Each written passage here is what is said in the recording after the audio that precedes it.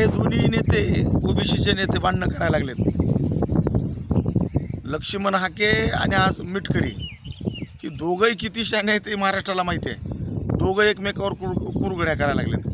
दोघांना असं वाटायलं की आमचे नेते आमच्यावर नाराज होतील, आमचे मालक आमच्यावर नाराज होतील. अरे चाललंय काय, एकाने एकाचं काढायचं, दुसऱ्यानं दुसऱ्याचं काढायचं.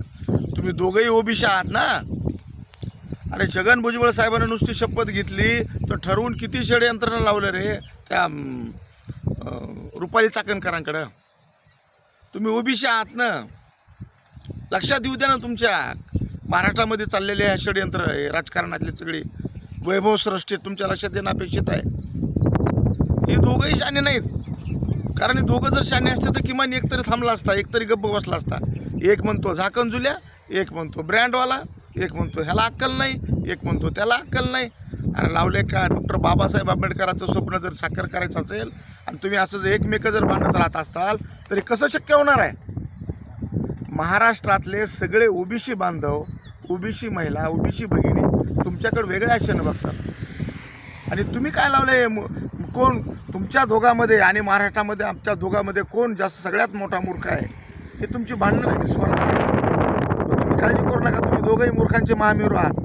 कारण तुम्ही दोघंही मालकासाठी काम करतात, समाजासाठी दोघंही काम करत नाहीत तुम्ही. त्याच्यामुळं तुम्हाला दोघांनाही नैतिक अधिकार नाही आहे.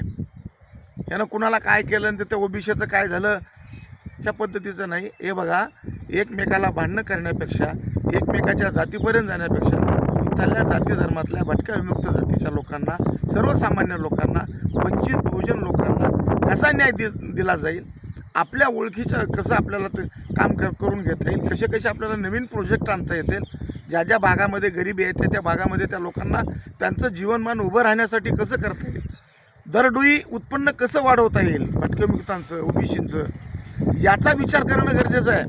तुम्ही एकमेकाला काट्या घेऊन मारत बसू नका. महाराष्ट्रामध्ये तुमचा अकोला जिल्हा असू द्या, तुमचा पुणे जिल्हा असू द्या, तुमचा सांगली, सातारा, कोल्हापूर जे एक म्हणून असू द्या, जिथं जिथं धनगर समाज आहे त्यांचं दरडोई उत्पन्न वाढलंय का? हाके पाटील, मिटकरी साहेब, दरडोई वाढलंय का? दरडोई उत्पन्न जर वाढत नसेल, याच्यासाठी तुम्ही ठरवून प्रयत्न करत नसताल, याच्यासाठी जर तुम्ही एक संघ होत नसाल, याच्यासाठी जर तुम्ही प्रामाणिकपणे काम करत नसाल तर तुमच्या अक्कलेला काय करायचं? तुमची अक्कल इथं संपलेली परवडली.